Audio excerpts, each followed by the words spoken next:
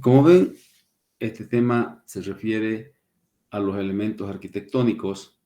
Entonces, cuando se habla,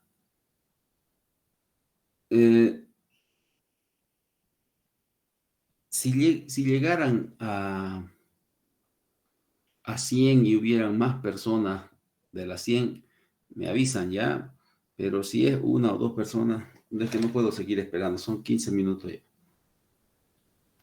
Entonces, cuando hablamos de elementos arquitectónicos, estamos entrando nosotros a lo que es la estructura del diente, ¿ya? A los elementos que le dan la estructura al diente y que nos muestran las diferentes formas de dientes. Entonces, en otras palabras, estamos en lo que es la morfología de las piezas dentarias. Y esa morfología de las piezas dentarias está conformada por estos elementos arquitectónicos que vamos a conocer hoy día, ¿ya? Entonces, cuando nosotros hablamos de la morfología dentaria, estamos hablando de la forma de las piezas dentarias, de la forma de los dientes. Y cuando hablamos de la forma de los dientes, ya hablamos de la forma de los dientes de ambas denticiones, tanto de la dentición temporaria como de la dentición permanente. Entonces, esa morfología que presentan las piezas dentarias, ya, esa morfología que se conoce con el nombre de morfología dentaria porque es la forma de los dientes, esa morfología se da de dos maneras, de dos maneras. La que vemos, ya, la que vemos a simple vista en el diente, cuando nosotros observamos una pieza dentaria, a simple vista vemos una morfología, una forma de diente. Y esa forma que se ve a simple vista es la morfología externa, es decir, lo que nosotros estamos viendo. Pero también las piezas dentarias, en el interior del diente, no se olviden ustedes que hay un espacio vacío que se llama, ¿qué se llama? Cámara pulpar, doctor. Cavidad pulpar. Cuando está vacía se llama cavidad, ¿no es cierto? Es la cavidad. Y se le aumenta el nombre de cavidad pulpar porque ahí se aloja la pulpa, ¿no es cierto? Pero es una cavidad, es un espacio hueco, ¿no? Que está ocupado por la pulpa, por eso se llama cavidad pulpar. Entonces, esa es la otra morfología de los dientes. O sea, esa morfología ya no la vemos nosotros, ¿ya? Para esa morfología, nosotros necesitamos ya otro tipo de estudios, como ven ustedes, algunos de sus amigos ahí en la clínica, sacando radiografías periapicales, panorámicas, etcétera, de todo tipo de radiografías. ¿Para qué? Para observar el interior del diente, ¿ya? ¿Por qué? Porque esa morfología interna nosotros no la vemos a simple vista. Entonces, esos son los dos tipos de morfología que tienen las piezas dentarias. La morfología externa, que es la que ustedes han observado en ese diente que han dibujado, ¿ya? Eso es la morfología externa del incisivo, por ejemplo, ¿no? Han conocido la morfología externa de un incisivo central, pero la morfología interna todavía no la conocemos. La morfología interna está en el interior de esa pieza dentaria. Esos son los dos tipos de morfología que presentan los dientes. Entonces, esa morfología externa y la morfología interna, nosotros tenemos que conocerla, pero para conocer esa morfología, tanto externa como interna, nosotros tenemos que saber, ¿ya?, cuáles son los elementos que forman un diente en su estructura. Es decir, cuáles son los elementos que conforman la estructura de un diente, ¿ya? Y ahí nosotros podemos ver que esos elementos que conforman la estructura de un diente pueden ser comunes a unos o a más dientes o a todos los dientes, ¿ya? Entonces, esos elementos que conforman la estructura del diente pueden estar en dos piezas dentarias, en una sola pieza dentaria, en varias piezas dentarias. O pueden ser, como dice Pigori Garino, comunes a todos, ¿no? Hay elementos que pueden ser comunes a todos los dientes, es decir, que pueden estar presentes en todas las piezas dentarias. Pero así también, estos elementos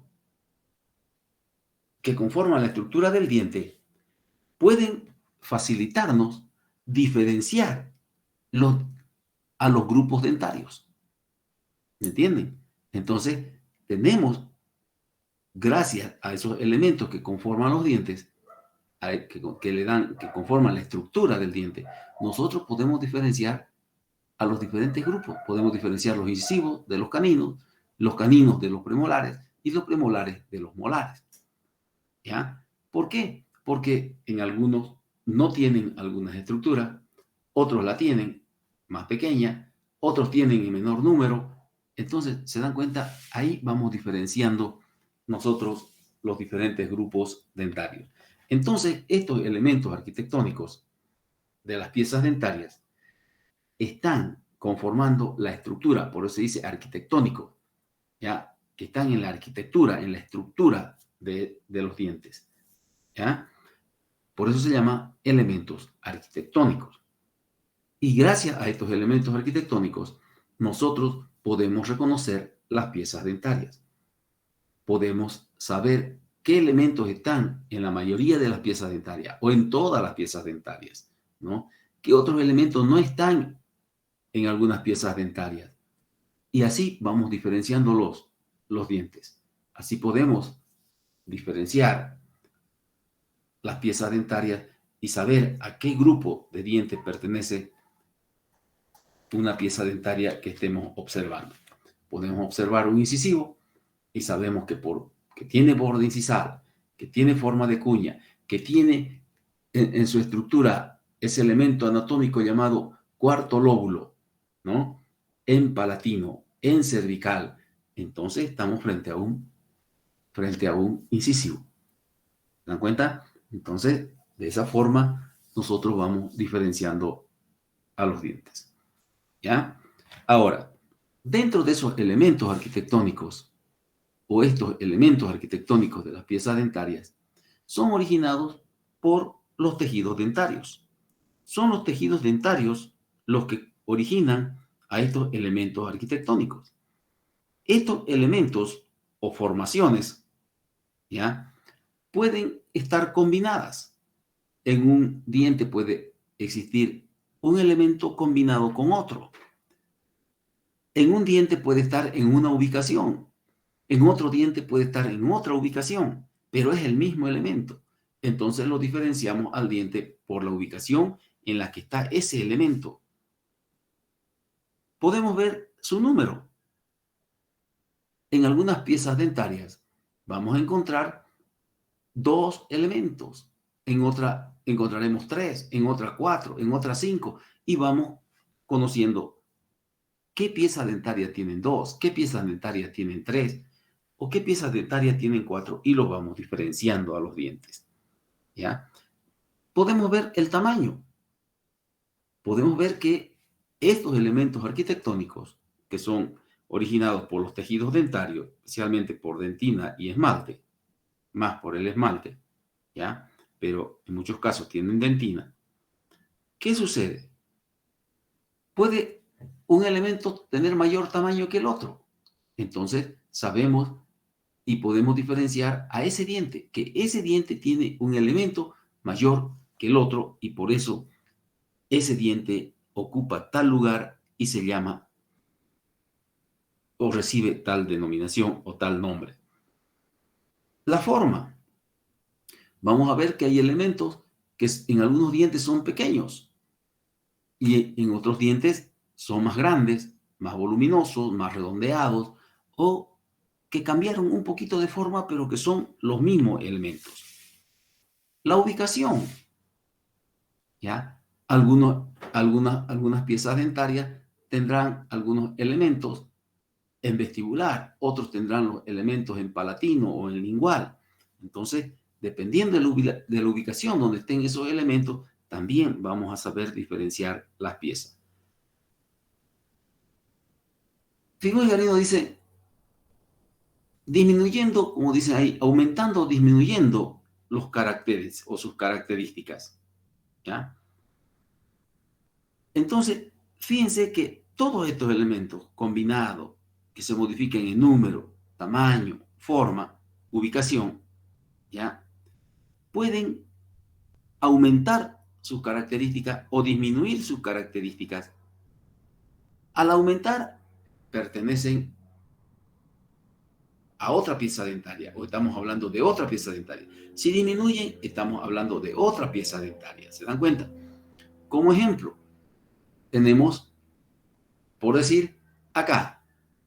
Miren ustedes, si yo tengo acá un incisivo, acá tengo el cuarto lóbulo. ¿Ven? Aquí está el cuarto lóbulo que han dibujado esta semana. Ahí está, en palatino, el cuarto lóbulo. Y ese cuarto lóbulo en los incisivos es pequeño. ¿Ya? Está en el mismo lugar. ¿No?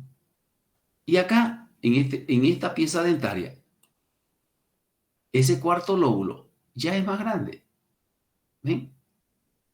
Mucho más marcado. Entonces, ¿qué sucede acá? Ya no es la misma pieza, ¿no? Por eso, todas estas características que vemos, que hemos visto, ¿ya? Si se unen o se combinan estos elementos que forman los tejidos, si varían en número, en tamaño, en forma, en ubicación, ¿no?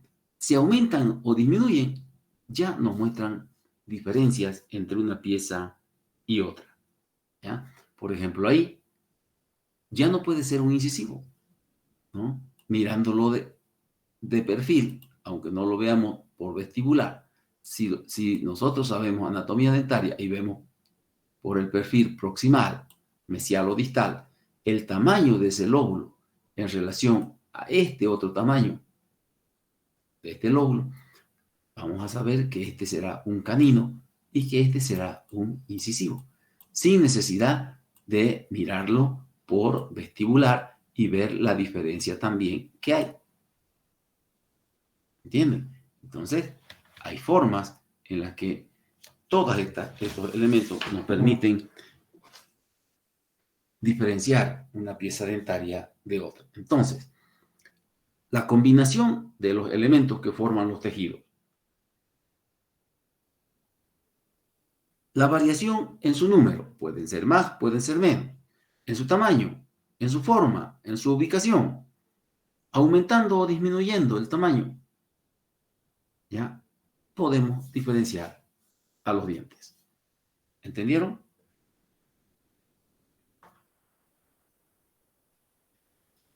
¿Están entendiendo?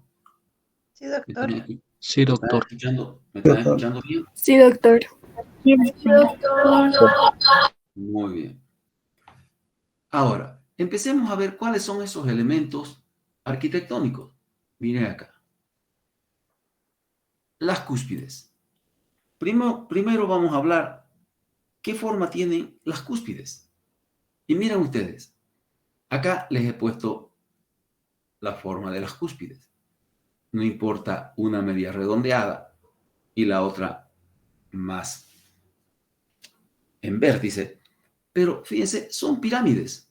Tienen el aspecto de una pirámide. Una pirámide de base cuadrangular. Ahora, esta pirámide de base cuadrangular la vamos a ubicar en el diente y vamos a ver en qué parte del diente está. ¿Ya? Primero tenemos que decir que estas pirámides están en las piezas dentarias posteriores, en premolares y molares. No hay cúspides en otros dientes. Están en los premolares y los molares. Vamos a adelantarnos. Figo y Garino lo mencionan más allá. Entonces, ahí están las cúspides. Cuando nosotros escuchamos hablar de cúspides, automáticamente tenemos que irnos a un premolar o a un molar. ¿Ya?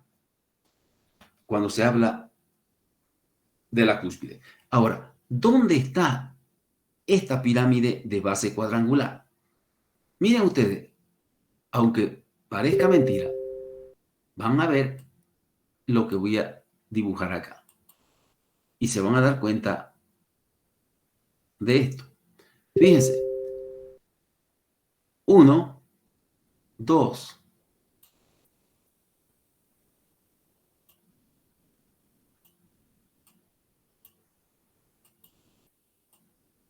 3, 4. Ahí está la base. ¿Y dónde está unida la base? A la corona del diente. Si yo este pedacito de aquí, fíjense, toditas estas son cúspides. Toditas. Toditas. Todas esas tienen pirámide de base cuadrangular. Todas. Todas. Todas estas son cúspides. Todas. ¿Ya? Todas. Fíjense, todas estas.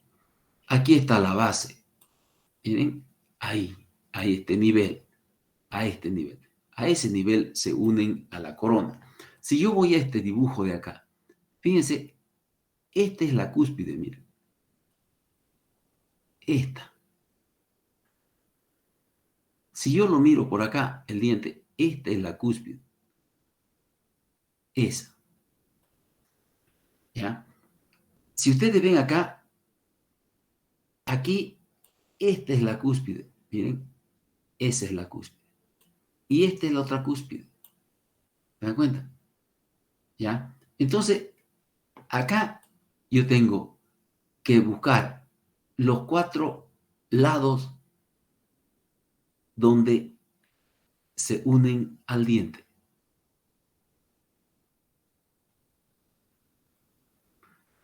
Esa es la base.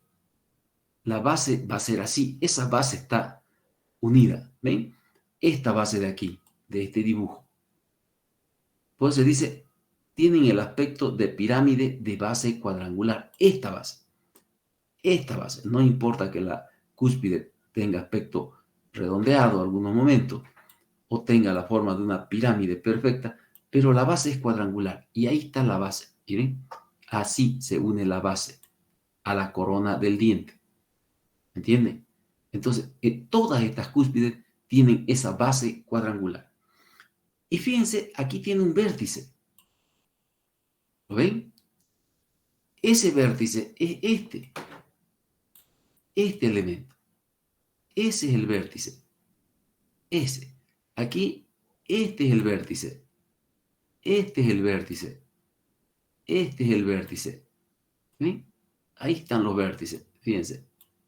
Todas son cúspides. Acá vamos a buscar otro color. Está más rayado acá. Y acá vamos a ver qué color puedo ir ahí. Aquí está el vértice. ¿Ven? Todas tienen vértice, miren. Toditas. ¿Entienden? ¿Ya? Entonces, las cúspides tienen aspecto de pirámide, cuya base es cuadrangular. Y esa base, esta base cuadrangular, se une aquí lo vamos a dibujar más cerquita, se une a la corona del diente. ¿Ven? Ahí está la pirámide de base cuadrangular. ¿Se dan cuenta? Y aquí está el vértice. ¿Ven? Este dibujo es este o ese. ¿Entendieron? Si yo quiero ver la cúspide de este, aquí está la cúspide. Aquí estará la forma de la pirámide y aquí estarán los 4 lados de la base cuadrangular unidas a la corona del diente. ¿Han entendido?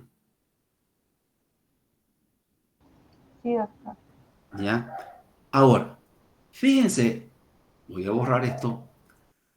Fíjense cuántas caras laterales tiene la cúspide. ¿Cuántas caras tiene? 4. 4, doctor. 4, ¿no es cierto? 4 caras laterales. Miren, ¿ya? Aquí 1, 2, 3, 4. ¿Sí? 4 caras laterales. Ahora, si yo voy a ir acá, aquí, a esta figura, 1, 2, 3, 4. ¿Sí? Si yo voy a esta figura, 1, 2, 3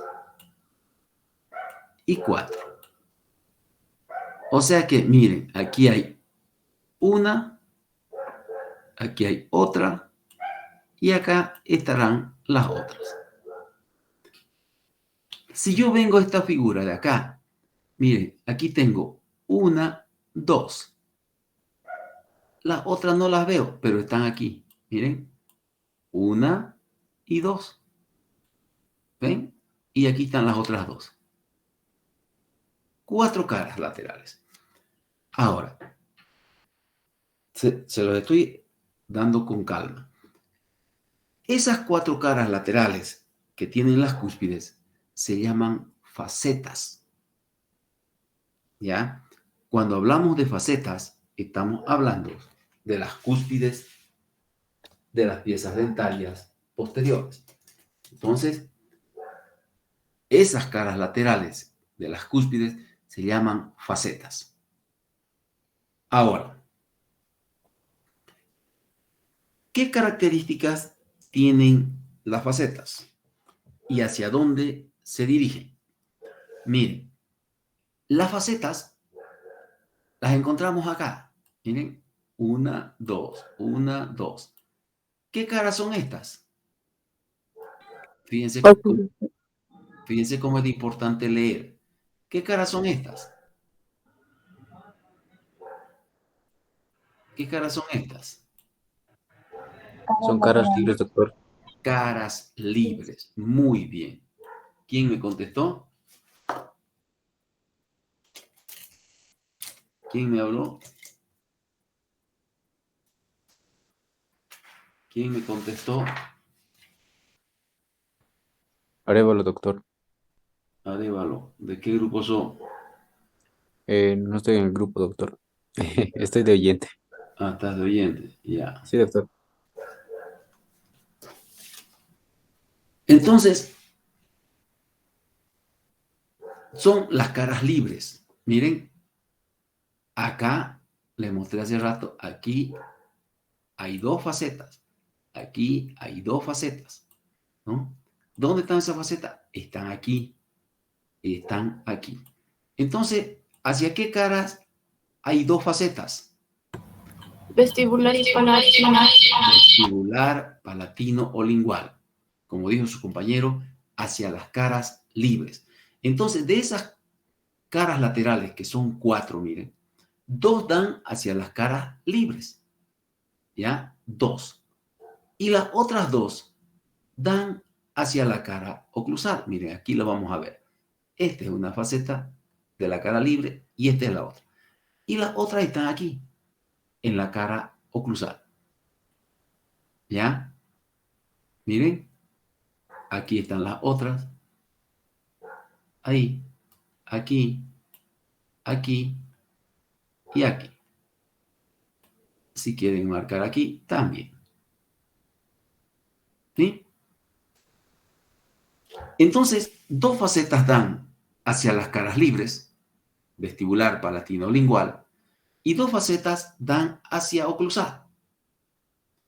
Las facetas que dan hacia las caras libres se llaman facetas lisas. Entonces, cuando yo tengo una cúspide acá, acá tengo las facetas lisas en la cara libre, vestibular, palatina o lingual. Y 2 facetas dan hacia oclusal. Serán las facetas armadas.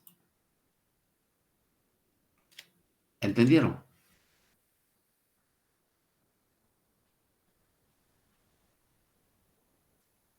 ¿Entendieron? ¿O alguien Sí, no entendió? sí, doctor. Sí, doctor.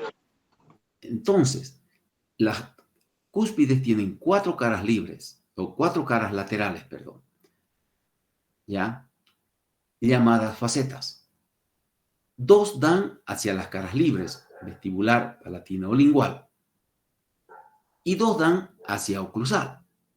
Cada cúspide tiene sus 4 caras laterales. Cada una. ¿Ya? Cada una de las cúspides.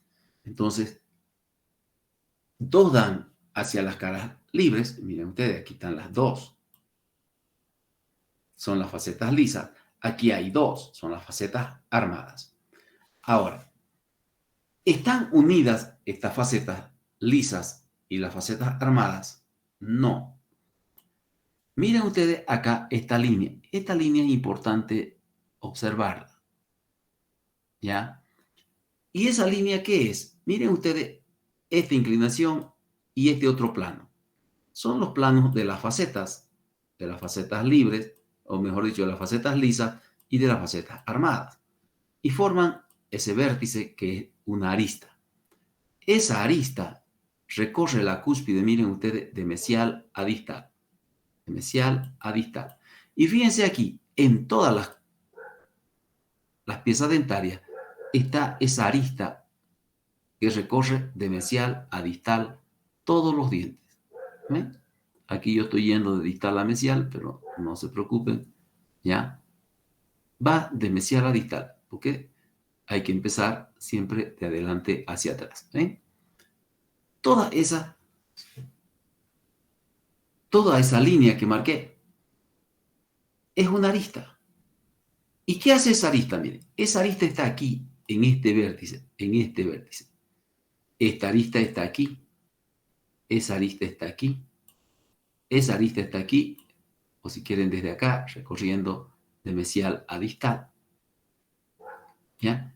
Y está en vestibular y en palatino y lingual, separando las facetas lisas de las facetas armadas. Miren, estas 2 facetas lisas de acá y estas 2 facetas armadas de acá están separadas por esta arista, que recorre de mesial a distal todas las cúspides vestibulares y las cúspides palatinas o linguales.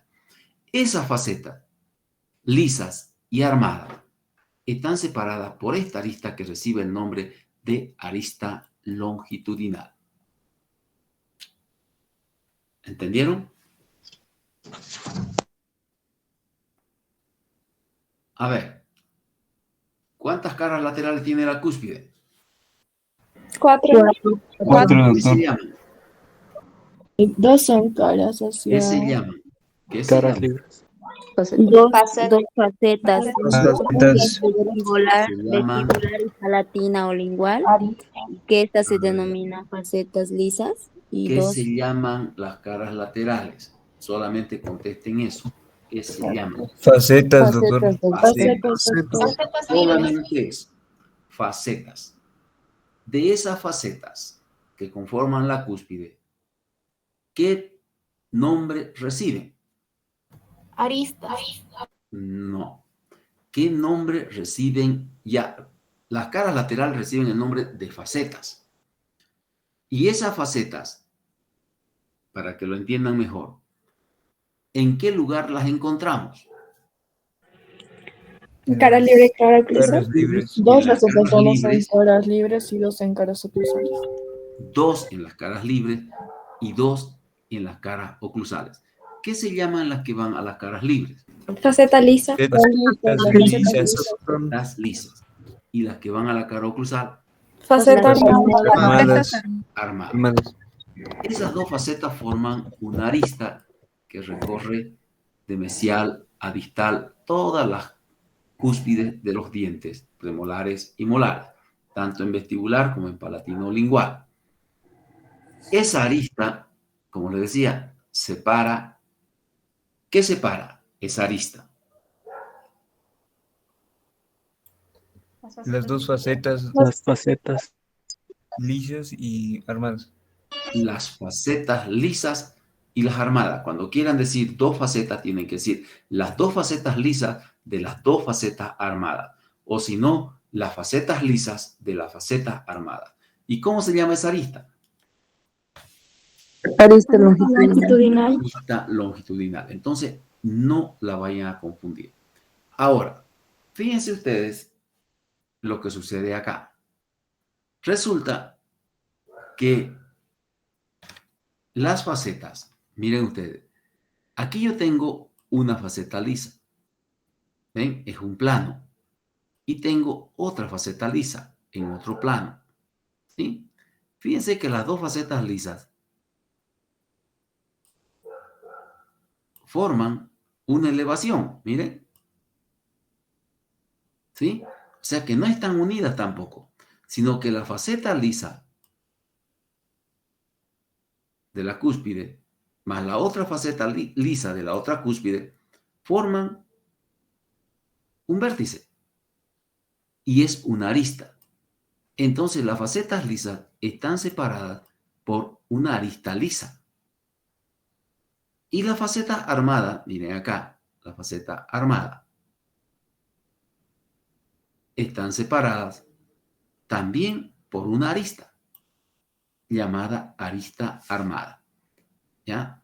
Clarito se ve acá, miren ustedes, aquí hay una arista, una faceta, perdón, aquí está la otra, y ahí se forma la arista. ¿Ya? Este elemento que ven aquí, ustedes, es la arista armada. Este elemento que ven aquí ustedes es la arista lisa. ¿Entendieron? Aquí está la arista lisa, miren. Aquí, esta es la arista lisa que separa esta faceta de esta otra faceta lisa. Y en oclusal, aquí está la faceta armada, que separa a esta arista armada, a esta faceta armada, perdón, de esta otra faceta armada. ¿Entendieron? Entonces, las cuatro facetas lisas y armadas están separadas por la arista longitudinal. Las facetas lisas están separadas por la arista lisa. Y las facetas armadas están separadas también por otra arista, que es la arista armada. Ahora, de estas dos aristas lisas y arista armada, la más marcada, la más notoria, es la arista armada. La arista armada es mayor o tiene mayor notoriedad y la arista lisa es menos marcada. ¿Ya? Entonces, la arista mayor es la arista longitudinal, luego viene la arista armada y luego viene la arista lisa. ¿Ya? Ahora, veamos cómo es la inclinación de las facetas. Fíjense, estas son las facetas lisas. Estas. ¿Ya? ¿Ya? Estas facetas lisas siempre van a ser más inclinadas que las facetas armadas. Las facetas armadas, que son estas, son menos inclinadas que las lisas. ¿Ya? Y esas facetas armadas, aparte de ser menos inclinadas que las facetas lisas, van perdiendo su inclinación desde los premolares hacia los molares. ¿Por qué razón? Miren acá. Yo tengo acá, por decirles, un premolar.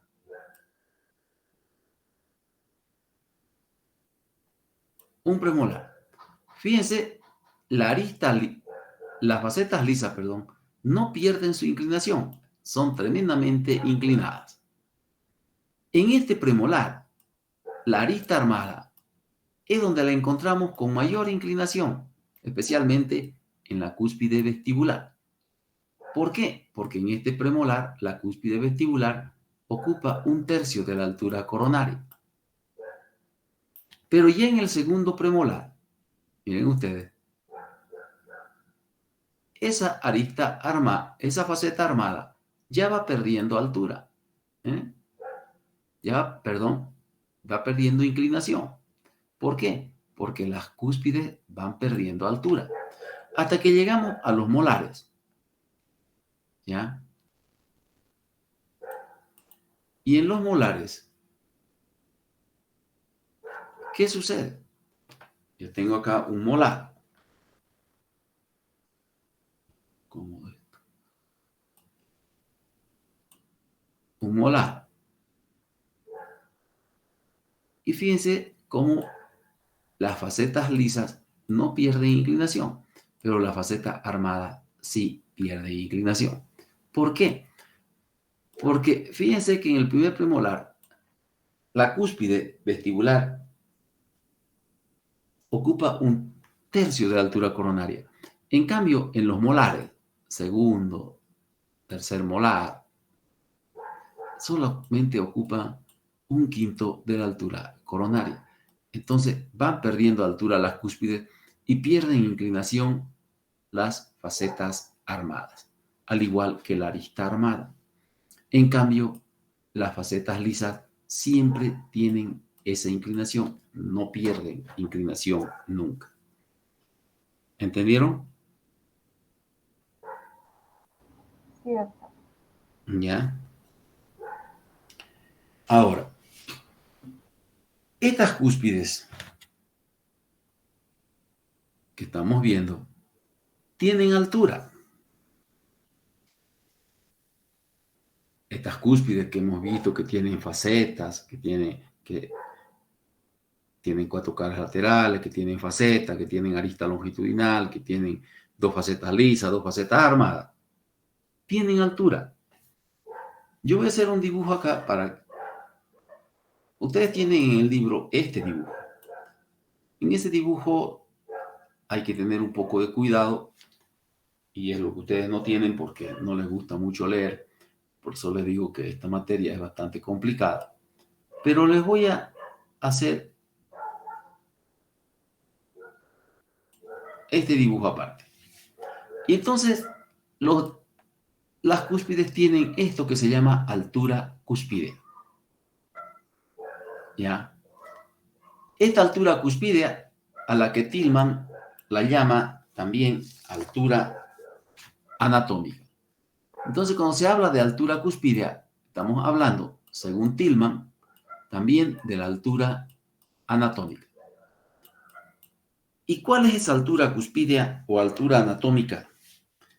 Esa altura cúspidea o altura anatómica se mide con un diente, en un diente solo, en un premolar o en un molar solo, sin antagonista, sin nada, así solo. ¿Ya? Aquí ustedes agarran y colocan una horizontal en el vértice de la cúspide, una horizontal en el vértice de la otra cúspide y una horizontal que pase por... Figo y Galino utilizan este término, cima. ¿Qué es cima con S?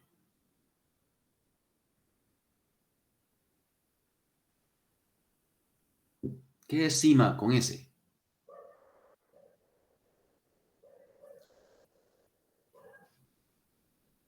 ¿Y qué es cima? ¿Y qué es cima con C?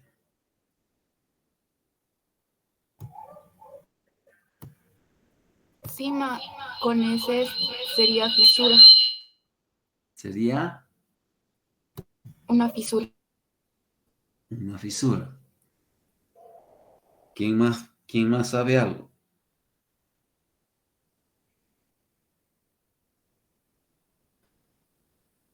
Bueno. Entonces, como ven, cada vez van apareciendo términos que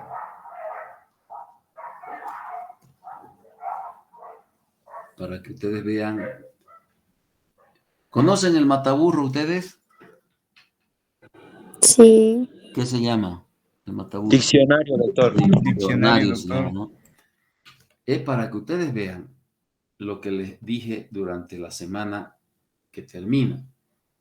Cuidado que esta materia puede ser 2, 3 o 4 veces más difícil que la que ustedes, la mayoría, se ha aplazado. Así que por eso es que se les pide que lean antes de ir a clase, que lean antes de venir a la teoría, que lean antes de ir a la práctica. ¿Por qué? Porque es la única forma en que puedan entender. ¿Ya? Entonces, Veamos, cima con C es la parte más elevada de algo. Esto es una cima. Y cima con S, fíjense que hasta términos de lenguaje hay que buscar. Cima con S es la parte más profunda de algo. Entonces, si yo utilizara los dos términos aquí, en la cúspide, lo puedo utilizar. Puedo decir, esta horizontal que tracé con amarillo, ¿ya? Está por la cima con C de la cúspide. Pero para no mezclar los términos y no hacerlo más complejo, entonces dice, una horizontal por el vértice cuspideo. Ese es el vértice de la cúspide. Les dije hace rato, ¿no es cierto? La cúspide tiene un vértice que queda libre, ¿no es cierto? Ese es el vértice de la cúspide, ¿ya? Que representa la cima con C, lo más alto. Pero para no confundir, entonces ponemos el vértice de la cúspide. Pero también es sinónimo de la cima cuspidea. ¿Ya? En algunos textos van a encontrar la cima cuspidea con C. Pero cima con S es esta partecita de aquí. ¿Bien? Esta partecita profunda, ¿ven? Si aquí está el vértice, aquí está lo profundo. Entonces, por esa parte, que es la cima con S, yo trazo una línea horizontal. ¿Ven? O sea, la cima, lo más profundo de algo. Cima con S es lo más profundo. Y el vértice cuspideo es lo más alto. Pero para no utilizar los dos términos cima y cima, entonces utilizamos el término vértice cuspideo. ¿Ya? Por ahí estoy pasando una horizontal en ambas cúspides. Miren, tanto en esta cúspide de acá, que corresponde a vestibular, si quieren, o a palatino, esta otra, indistintamente. ¿Ya? Entonces, por el vértice de la cúspide paso una horizontal y por el vértice de la otra cúspide otra horizontal. Esas dos horizontales, las que pasan por el vértice cuspideo y las que pasan por lo más profundo o cima cuspidea, me van a dejar un espacio aquí, entre las dos horizontales. Este espacio vertical que ven aquí, entre las dos horizontales, es la altura cuspidea o altura anatómica según Tillman. ¿Entendieron? ¿Sí? Entonces, fíjense que la altura anatómica de las cúspides, que va del vértice cuspideo a la cima, son diferentes. Fíjense, esta es más alta que esta. Y en una pieza dentaria, sea premolar, sea molar, las alturas cuspídeas o alturas anatómicas son siempre diferentes. No hay ninguna igual que la otra. Entonces, la altura anatómica es diferente una de la otra. Ahora, Tillman, por si acaso se escribe así, con I griega, ya, Tillman,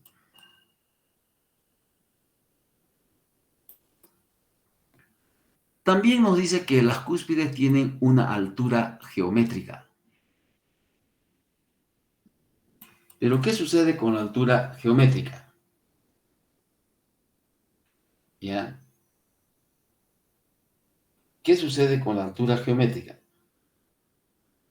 Que para medir la altura geométrica, los dientes tienen que estar en oclusión.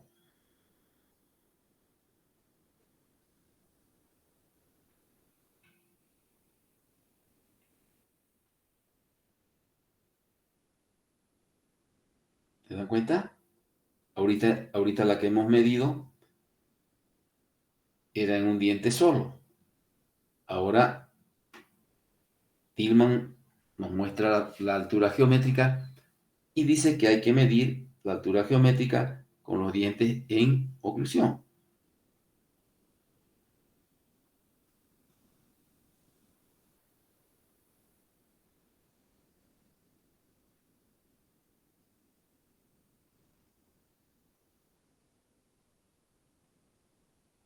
¿Me están entendiendo? Sí, doctor. Entonces, esta figura que dibujé, yo la voy a borrar. Y fíjense acá la figura que ustedes tienen en el texto, donde miden las dos alturas, yo se la estoy haciendo separada. Estos son dos dientes en oclusión. Miren. Entonces, aquí tengo el diente superior y aquí tengo el diente inferior. Y como están en oclusión central, entonces se dice que es cuando las cúspides están en una posición activa. O sea, ¿por qué activa? ¿Ya? Porque están en una acción masticatoria. ¿Ven? Están cumpliendo su función.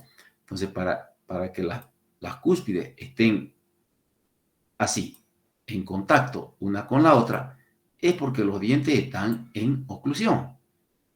Entonces, y como están en oclusión, implica que nosotros estamos en una acción activa de la función masticatoria. ¿Ya?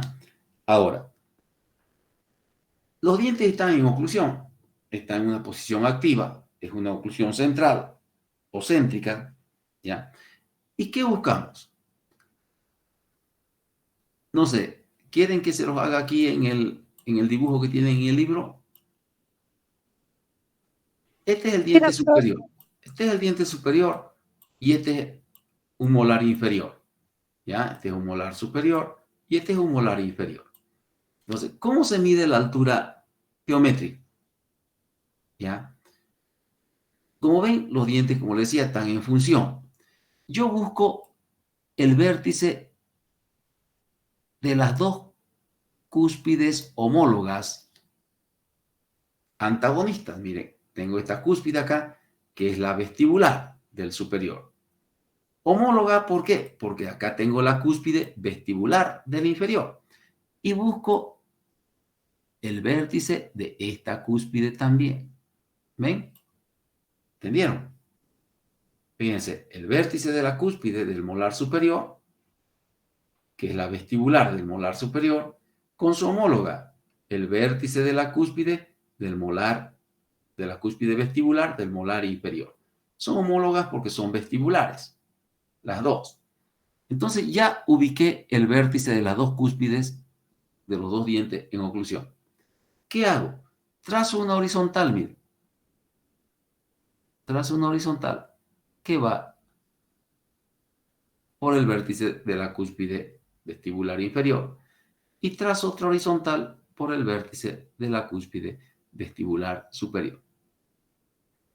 ¿Qué voy a tener aquí? Voy a tener igual dos segmentos verticales. ¿Dónde están esos dos segmentos verticales? Están aquí. Uno. Y aquí está el otro. Y fíjense, son iguales. ¿Entendieron? Lo que acá en la otra vimos que son desiguales. Este de este son desiguales. En cambio acá son iguales. Entonces, como vemos, ya, que la altura geométrica, que miren ustedes, como está en oclusión y es un segmento vertical el que queda ahí entre las dos cúspides homólogas que están en oclusión, esto sería como el overbite, sería el desbordamiento vertical de la cúspide superior sobre la cúspide inferior, ¿no? Ese sería el desbordamiento vertical. Y si nosotros vemos, en la altura anatómica, nosotros vimos que las alturas eran diferentes. La altura anatómica o altura cúspide eran diferentes, ¿no? La altura anatómica o altura cúspide eran diferentes, no eran iguales. En cambio, la altura geométrica son iguales. Las alturas son iguales. ¿Entendieron?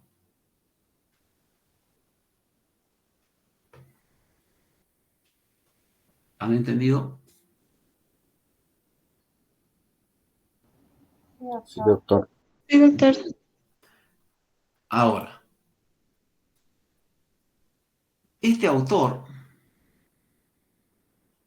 no sé si está por aquí, está aquí en esta parte, pero hay un autor, ya,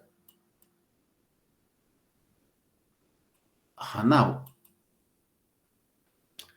Hanau observa una situación y dice, esta es la altura geométrica, son iguales y los dientes están en oclusión. Entonces, como los dientes están en oclusión, la altura geométrica, Hanau dice, a esa altura geométrica se denomina altura funcional. ¿Por qué? Porque los dientes están cumpliendo su función, están en oclusión. Será la altura funcional. O sea, Hanau denomina a la geométrica altura funcional. Y a la altura anatómica, o altura cúspidea, a la altura anatómica, o altura cúspidea, como no es igual, son desiguales, la llama altura relativa. ¿Por qué? Porque no tiene la misma altura. La altura cúspidea es variable. No siempre presentan la misma altura en las piezas dentarias, porque están siempre sujetas a tener cambios en su altura, ¿ya? Por eso es una altura relativa. Si bien es la altura de la cúspide en sí, ¿ya? Es la altura de la anatomía cúspidea, pero es una altura relativa. ¿Por qué? Porque no mantiene siempre esa altura, sino que puede ser cambiable. Ahora, hay otros autores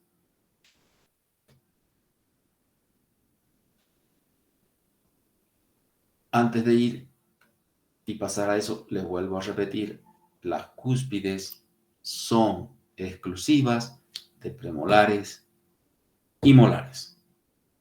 ¿Ya? Así como las hemos descrito, las cúspides son propias de premolares y molares. Ahora, aparecen autores que, por ejemplo, este autor, Gysi, no ve a las cúspides como si fueran pirámides de base cuadrangular, como la hemos visto nosotros, ¿no? Como hemos visto acá, sino que para Gysi las cúspides tienen base triangular. ¿Por qué dice Gysi que las cúspides tienen base triangular? Porque fíjense ustedes, él cuenta dos facetas armadas, pero no cuenta más que una faceta lisa. ¿Entendieron? Así, no como nosotros la vemos acá. ¿Ya? Él dice, sí es cierto, son pirámides, pero la base es triangular. Las dos facetas armadas, que están siempre bien marcadas, pero las facetas lisas no siempre están marcadas, ¿no? Y él representa las dos facetas lisas como si fuera una sola. A eso se refiere Gysi cuando dice que las cúspides son pirámides de base cuadrangular, o perdón, de base triangular. Después hay otro autor, Diamond. Diamond dice, Diamond así, con ND.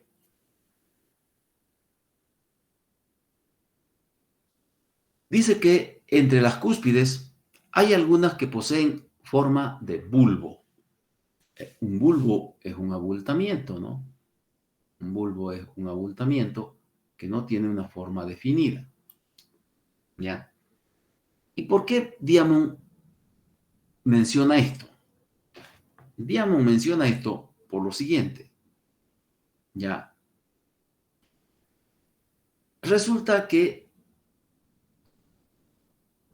el primer molar inferior tiene tres cúspides vestibulares. .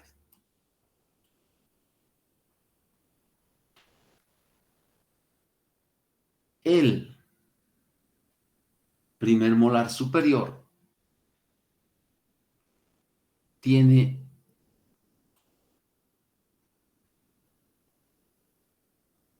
cuatro cúspides, pero tiene una cúspide distopalatina. Y el primer molar inferior tiene una cúspide distovestibular.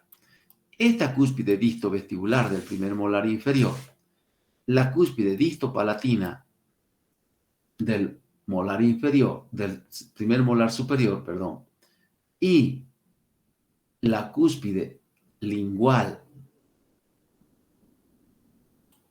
del primer premolar inferior son cúspides pequeñas que no tienen una forma perfecta de cúspide, ¿ya? Por eso es que Diamond dice que algunas cúspides tienen forma de bulbo. Y como estas cúspides no tienen bien distinguida la arista longitudinal, las facetas lisas, las facetas armadas, ¿ya?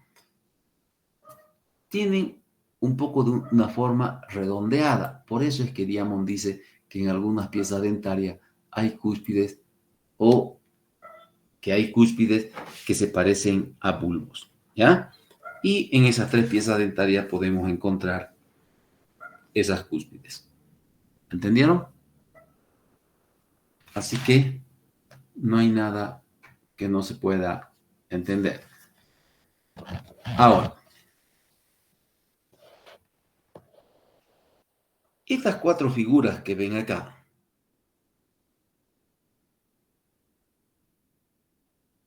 nos muestran cuatro tipos de dientes: un incisivo, un canino, un premolar y un molar.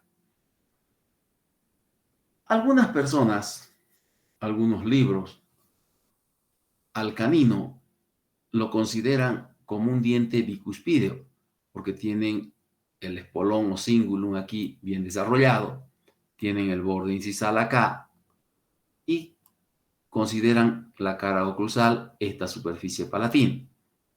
Pero en alguna bibliografía de repente encuentren eso, pero para nosotros el canino es canino, con su espolón, con su cingulum o proceso cérvico-palatino y con su borde incisal y su cara palatina, ¿ya?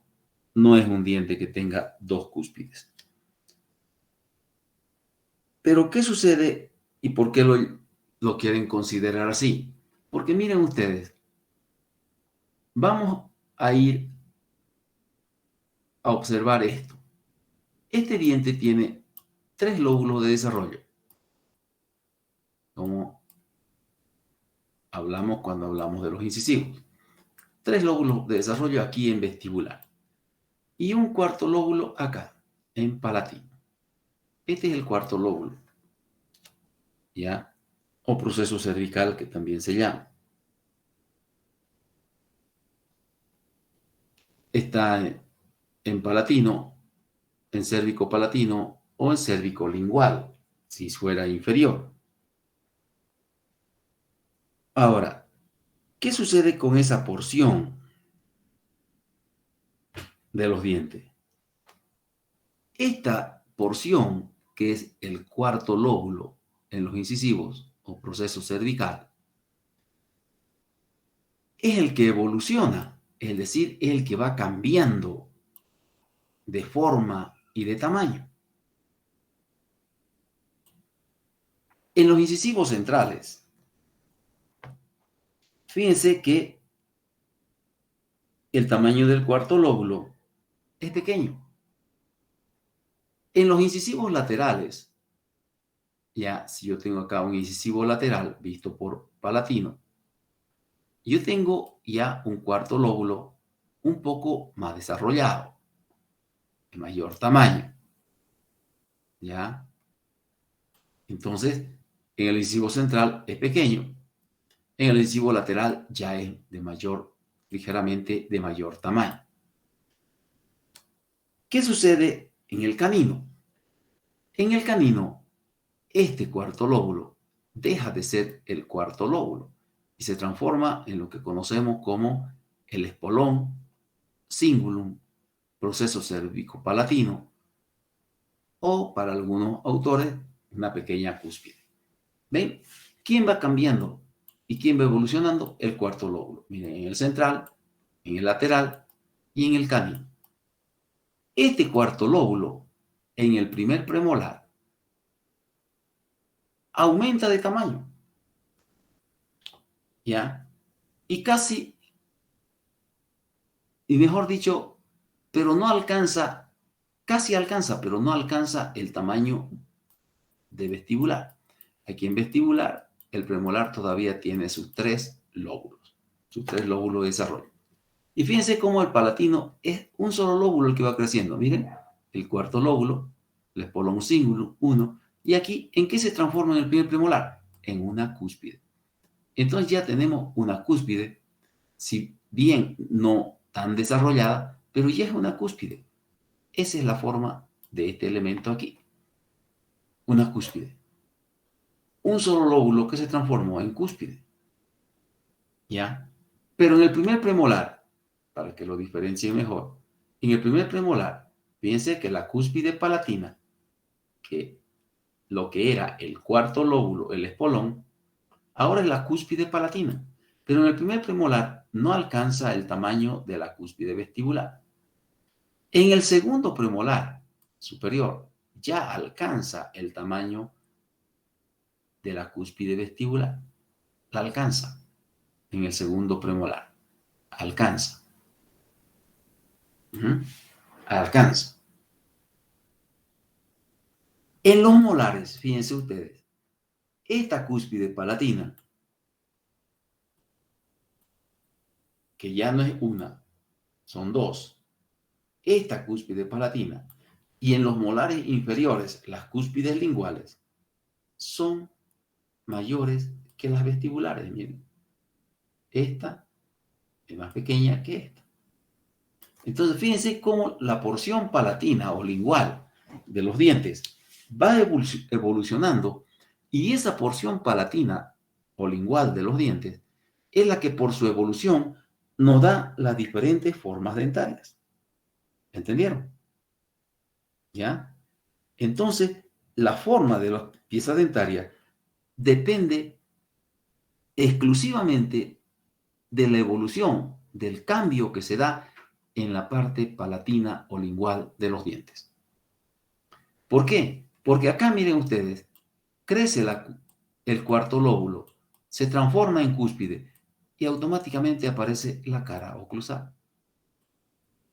Y acá las cúspides palatinas, ya hay cara oclusal, las cúspides palatinas se las observan más grandes que las vestibulares. ¿Entendieron? ¿Sí? ¿Alguna pregunta?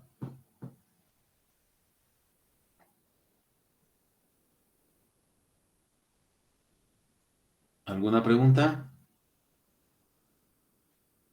No, doctor.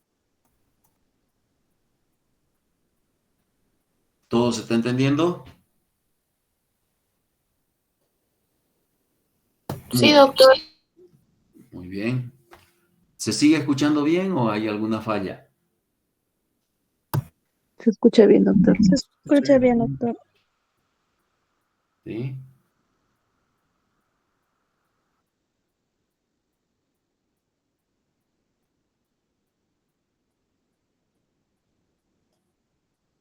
Muy bien.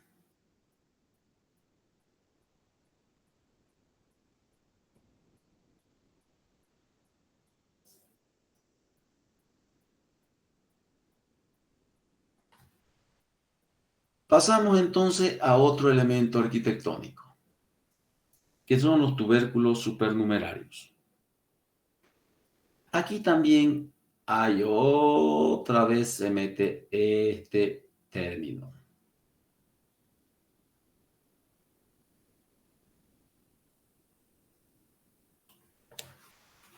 Los tubérculos supernumerarios son prominencias, es decir, son elevaciones o saliencias, ¿ya?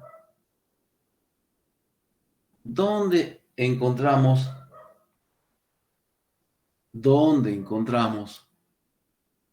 estos tubérculos supernumerarios? Que algunos dicen pequeñas cúspides, pero solamente se acepta la denominación de pequeñas cúspides por su aspecto de forma.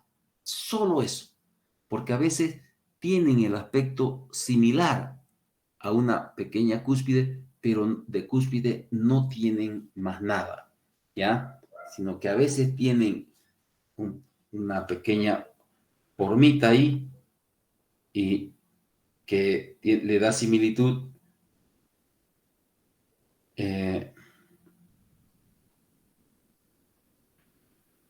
y eso hace que algunos lo mencionen como pequeñas cúspides, pero no son cúspides, son prominencias. ¿Dónde están ubicadas esas prominencias? En la corona de las piezas dentarias. Solamente hay tubérculos supernumerarios en las coronas dentarias. ¿Ya? Ahora, el tubérculo supernumerario, como está en la corona, se une a la estructura normal del diente. Entonces, ese tubérculo supernumerario se adapta a la superficie del diente, se adapta a esa estructura que tiene el diente a nivel coronario, ya sin ningún problema, ¿ya? Y en el lugar donde está el tubérculo supernumerario, no es una zona anormal de la corona dentaria. Son estructuras normales del diente y ahí evolucionó el tejido y se formó el tubérculo supernumerario, ¿ya? Entonces, esa prominencia que forma el tejido, ¿ya? Está unido a la estructura normal del diente. Como le decía, esos son los tubérculos supernumerarios. Y cuando hablen de pequeñas cúspides,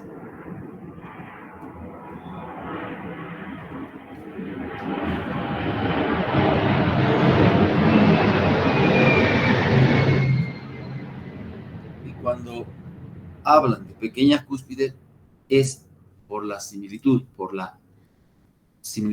en su forma, pero nada más, ¿ya?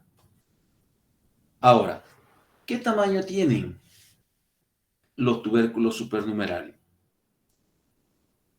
Algunos no exceden más de 1/3 de la altura coronaria, pero hay otros que desarrollan más que casi, por ejemplo, acá yo puedo tener la corona del diente con su cúspide y el tubérculo supernumerario puede desarrollarse acá, ¿ya?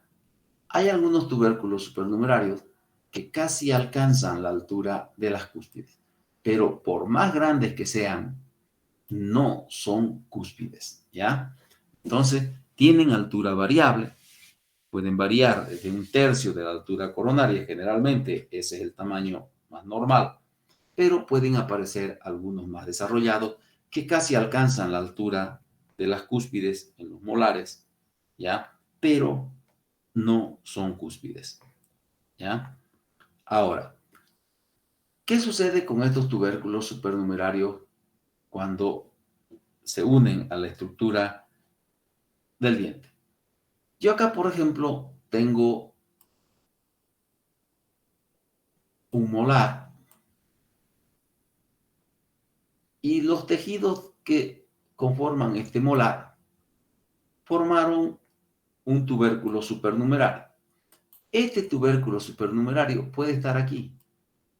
Aquí puede ser su inicio, en cervical. ¿Ya? Siempre se extienden de cervical hacia oclusal, por si acaso. Y aquí en cervical, ese tubérculo supernumerario se confunde con la superficie del diente, es decir, se adapta tanto a la superficie del diente que acá pareciera parte del diente, ese tubérculo supernumerario, así, muy bien disimulado, ¿ya? ¿Dónde se distingue el tubérculo supernumerario? En su crecimiento hacia oclusal o incisal.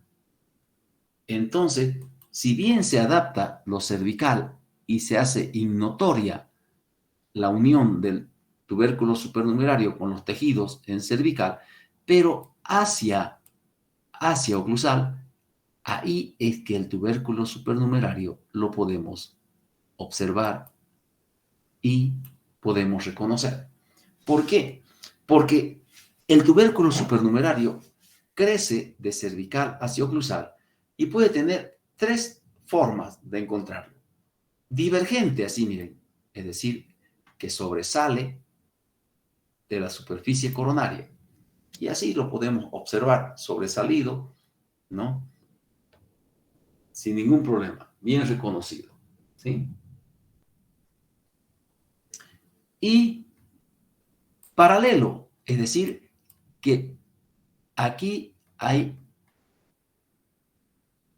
la superficie del diente y ahí está el tubérculo supernumerario paralelo a eso.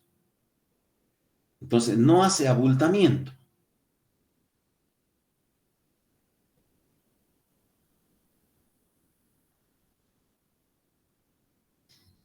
¿Entiende?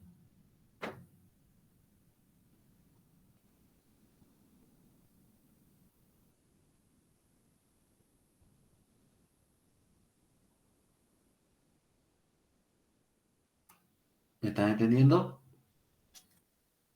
Entonces, divergente cuando sobresale, paralelo cuando está ahí. Ahorita les voy a explicar.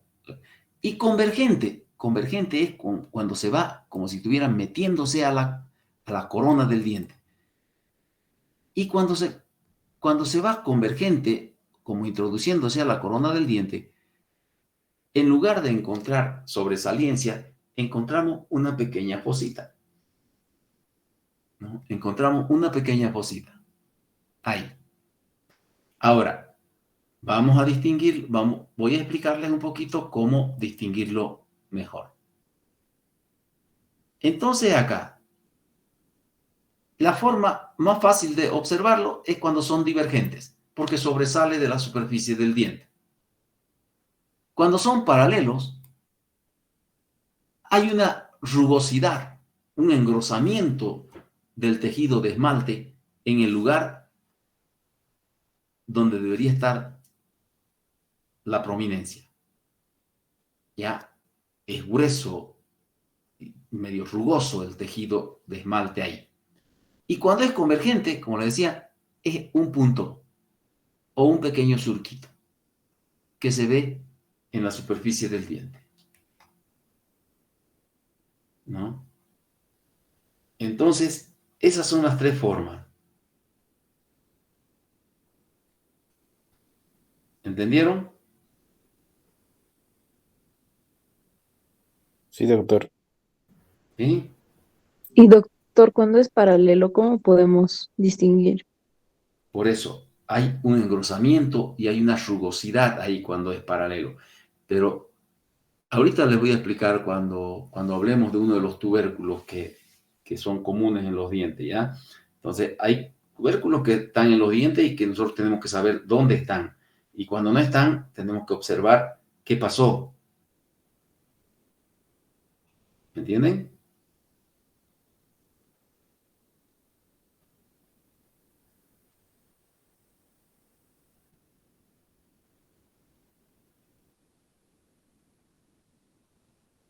Ahorita les voy a explicar.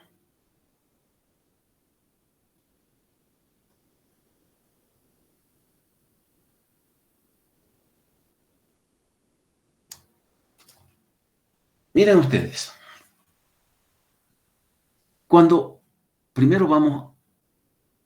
Después les voy a explicar, como la pregunta que hizo su compañera, cuando hablemos de uno de los tubérculos en especial. Cuando nosotros tenemos un tubérculo así divergente como este, en muchos casos, entre el tubérculo y la superficie coronaria hay un surco, ya, un surco así. Un surco, aquí está el tubérculo, viene el tubérculo así, se une ahí y está separado por un surco en muchos casos, ¿ya? Entonces ahí hay un surco secundario que separa el tubérculo de la superficie del diente. En muchos casos se da esa situación, ¿no? En muchos casos se da esa situación, ¿ya? Entonces, es ahí que nosotros tenemos que ver en qué casos hay surco. En algunos casos no hay surco, el tubérculo está como soldado ahí, como unido a la superficie del diente, y en algunos casos existe un surco que lo separa.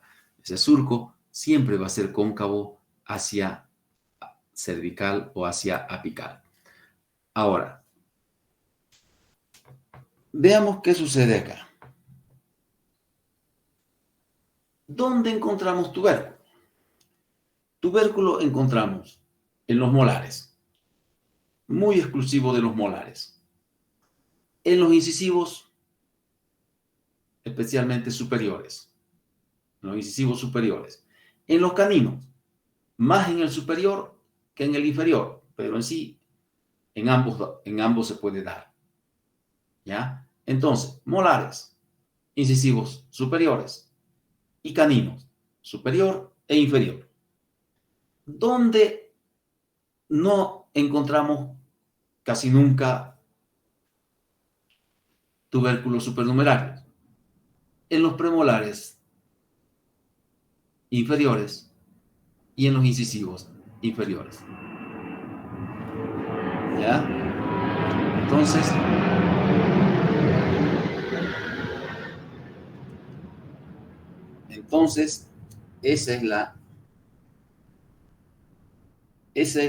esas son las piezas donde nosotros podemos encontrar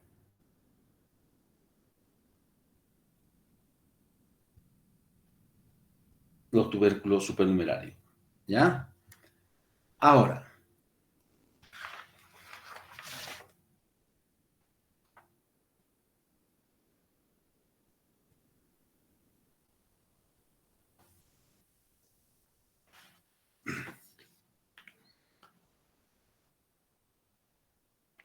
¿dónde se ubican en esas piezas los molares? Mejor dicho, los tubérculos supernumerarios en los molares, en los incisivos, en los caninos. ¿Dónde se ubican esos tubérculos supernumerarios? En las caras libres, ¿ya? O en las caras oclusales. ¿Ya? Ahí es donde vamos a encontrar tubérculos supernumerarios. Y ahorita vamos a mencionar algunos para que vean ustedes dónde encontramos. ¿Ya?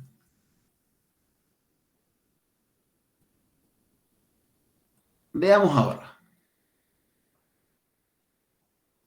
En los incisivos y en los caninos. Entonces, fíjense que en las caras libres y oclusal, ¿no? Entonces, estamos hablando de los molares. Pero en los incisivos y en los caninos es a nivel del cuarto lóbulo.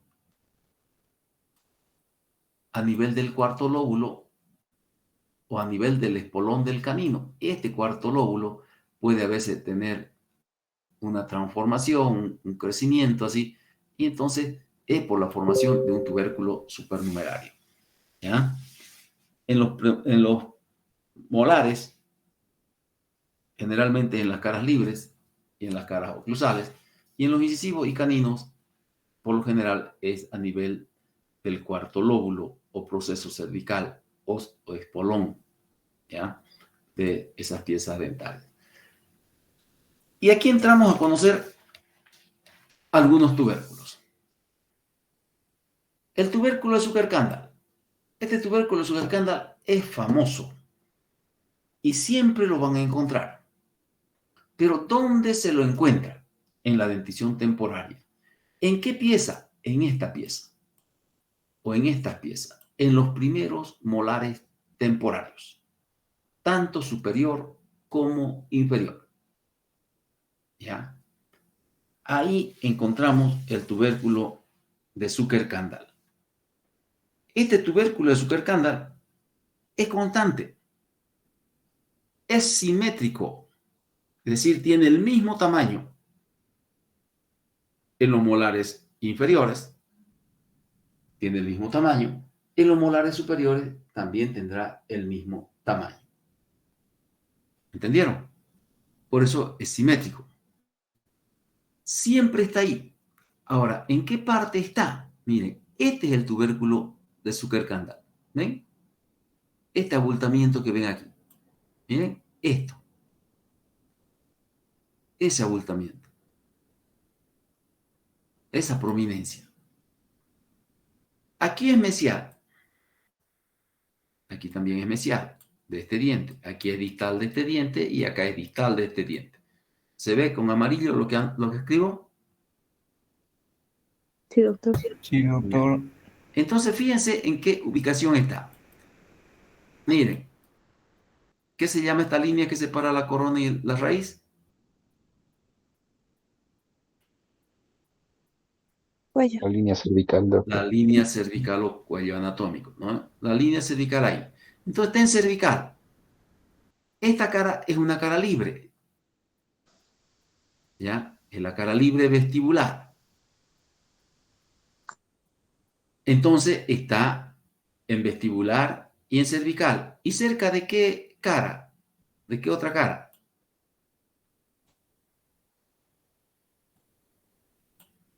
¿Cerca de qué otra cara?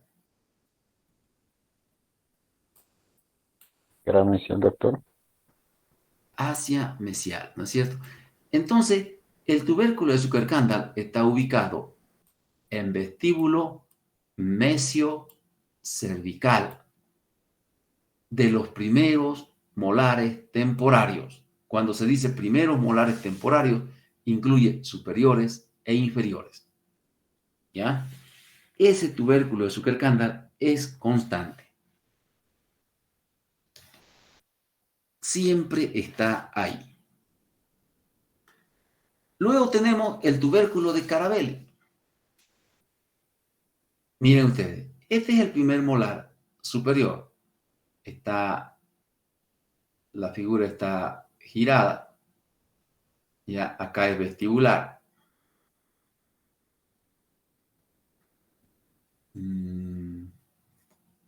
Voy a tratar de... A ver si me sale el símbolo de...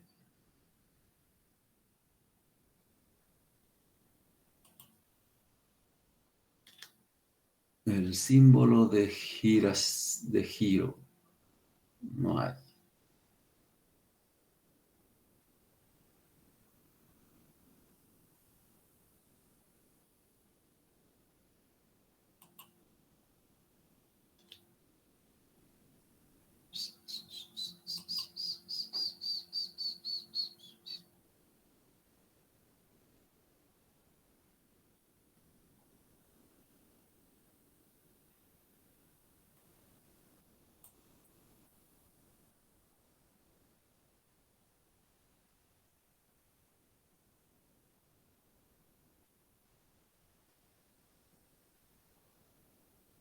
Voy a girar la imagen, ¿ya?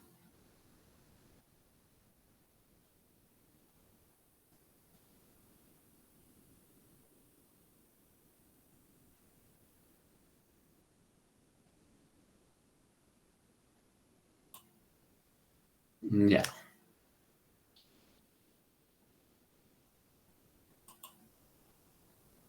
¿La ven? Sí. Ya.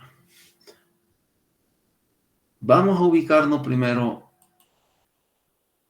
porque este es un diente derecho. Aquí es mesial, aquí es distal. Acá es vestibular, acá es palatino. ¿Ya? Acá es vestibular, acá palatino, acá mesial, acá distal y acá mesial. El tubérculo de Carabelli, miren, aquí están las cúspides. 1, 2, 3, 4 cúspides. ¿Y ven esto? ¿Ven cómo este tubérculo de Carabelli puede alcanzar un tamaño grande y aparentemente aquí fuera una cúspide si nosotros Si yo se los muestro así, ustedes pensarán que es una cúspide. Pero este es el tubérculo de Carabelli. No es una cúspide. Y miren, esta es la cara mesial. Y esta es la cara palatina. Justo en la unión de la cara mesial y palatina del primer molar, de los primeros molares superiores, permanente, ahí encontramos el tubérculo de Carabelli. ¿Ya? Ese tubérculo de Carabelli, como ustedes ven, miren, aquí es cervical. O aquí está la línea cervical, acá está la altura de la cúspide oclusal. Y fíjense, está entre cervical y oclusal. Equidistante, puede ser que esté a la misma distancia de cervical y a la misma distancia de oclusal, o un poco más hacia oclusal cuando alcanza a crecer. ¿Ya? ¿Por qué? Porque como dice aquí Fidel Garino, puede ser un pequeño mamelón, es decir, una pequeña elevación, ¿no? Desde ese pequeño mamelón, o puede estar hasta cerca de oclusal. Primero, tubérculo de Carabelli, en mesial y palatino, en la unión de esas dos caras, mesial y palatino. ¿De qué pieza? De los primeros molares superiores permanentes. Solamente ahí, en la dentición permanente, en ese diente lo encontramos. ¿Ya? Como le decía, su tamaño aquí es variable. Puede ser un pequeño mamelón, es decir, un pequeño abultamientito aquí, hasta tener un gran desarrollo y casi alcanzar la altura de oclusal. ¿Ven? ¿Ya? Entonces, esa es la característica. Yo lo voy a, lastimosamente, no quisiera voltear este diente porque es superior y está invertido, pero otro rato. Entonces, por eso, cuando nosotros tenemos acá un molar superior visto por mesial, tenemos acá ese molar, aquí en esta parte, siempre vamos a encontrar el tubérculo de Carabelli. Si bien el tubérculo de Carabelli no es tan constante porque solamente se lo encuentra en un 58% de los casos, ¿ya? Pero en la mayoría de las piezas dentarias observadas, o que yo he observado hasta ahora, está presente en cualquiera de las dos situaciones. Ahora, cuando el tubérculo de Carabelli alcanza gran desarrollo, fíjense ustedes que ese tubérculo de Carabelli, que está marcado aquí está la superficie de la corona. Miren cómo el tubérculo de Carabelli está separado por un surco cóncavo hacia cervical o apical, y que se extiende de palatino a mesial, o de mesial a palatino, que da lo mismo. En el texto dice de palatino a distal. No es de palatino a distal, sino que aquí es mesial, y de mesial viene hacia palatino, o de palatino hacia mesial. Pero queda mejor que de palatino a distal. Entonces,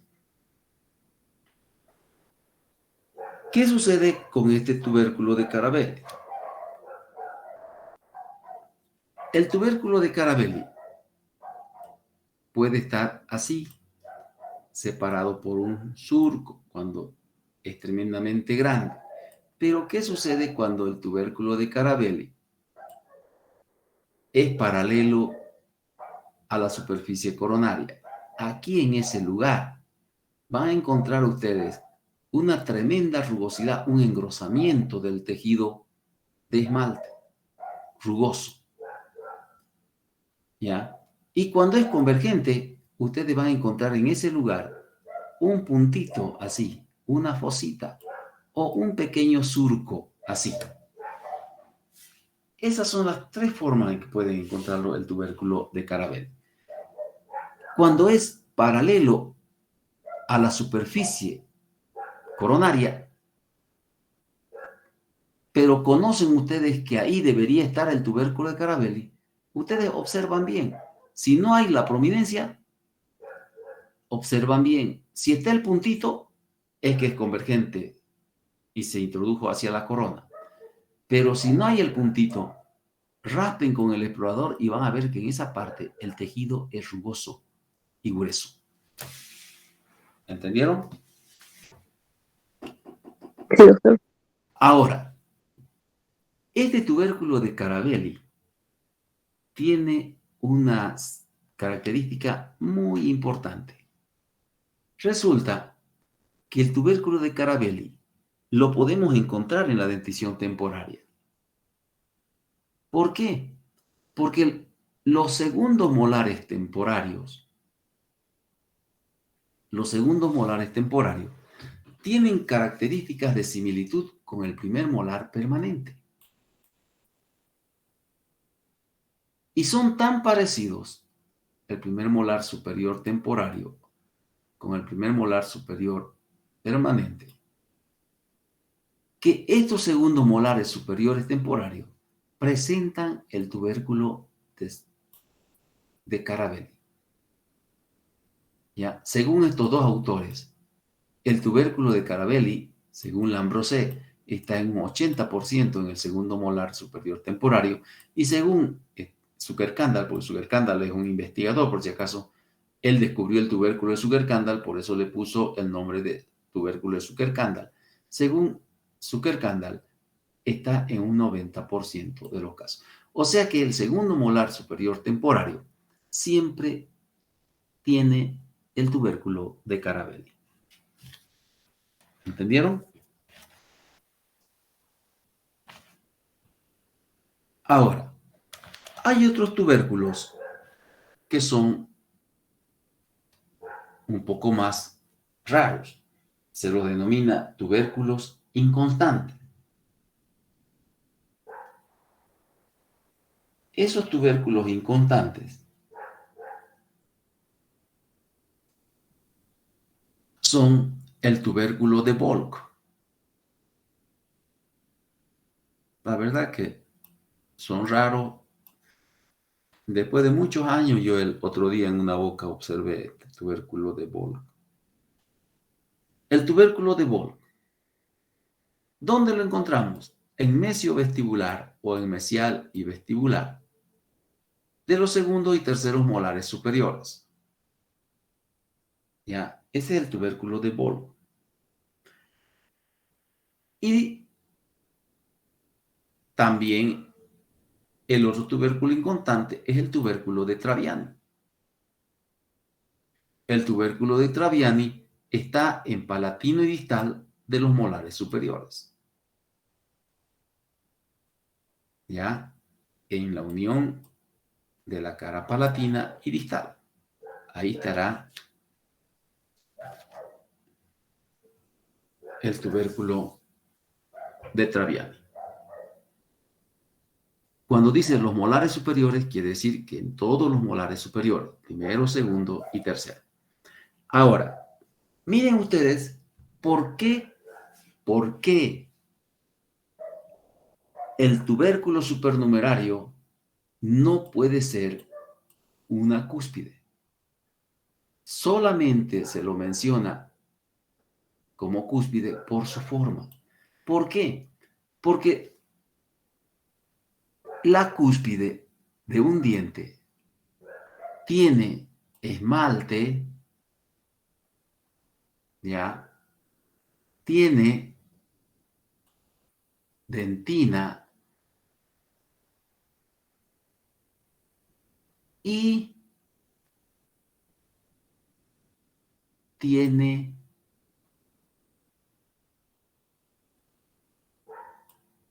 parte de pulpa. ¿Entienden? En cambio, el tubérculo supernumerario, cuando es pequeño, solamente es un abultamiento de esmalte.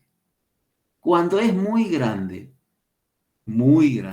puede tener una pequeña porción de dentina, pero nunca va a tener la porción de pulpa que tiene la cúspide. Toda cúspide, por eso, cuando ustedes observan una cúspide o una radiografía de un diente, van a ver la cúspide ahí, el esmalte, la dentina y una cavidad aquí así. El cuerno de la pulpa siempre va hacia la cúspide. Entonces, la cúspide tiene esmalte, dentina y cuerno pulpar. El tubérculo supernumerario, cuando es pequeño, es solamente esmalte. Cuando alcanza gran desarrollo, puede presentar tejido dentinario, pero nunca va a presentar tejido pulpar. ¿Entendieron? Sí, doctor. ¿Se cansaron?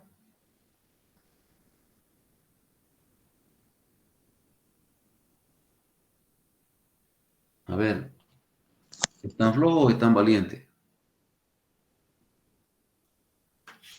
Es larguito este tema.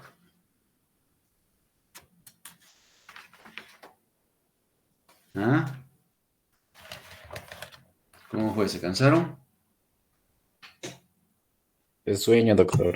Sí, doctor. Sí, doctor. ¿Y por qué tienen sueño? ¿Cómo yo no tengo sueño? Mire, desde las 6 de la mañana estaba en la universidad.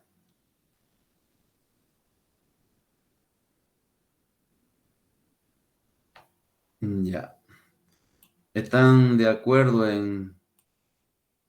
A ver, voy a ver primero una cosita, ¿ya?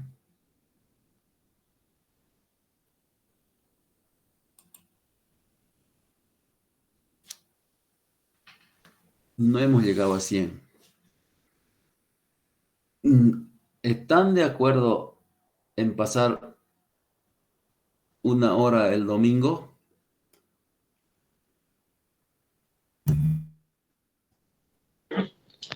¿O algunos trabajan de los que están aquí? Porque los que están aquí se sobreentiende que es a lo que les interesa la clase, ¿no? En la noche puede ser. Un domingo en la En la noche. noche podría ser, doctor. Sí, doctor. ¿Pueden el domingo en la noche? Sí, doctor, en la noche. Ya. El domingo a las 7:30, ¿está bien? Sí, doctor. Muy Sí, bien. doctor. Sí, doctor. Está bien. ¿Están de acuerdo todos? Sí, Muy bien. sí. Sí, Ya. doctor. Así avanzamos un poco más y terminamos en la práctica un ratito y el otro rato dibujamos el otro dibujo que teníamos que hacer en la hoja que han rayado. ¿Listo? Sí, doctor, está Bueno, bien. que les vaya bien. Buenas noches, doctor. Nos vemos.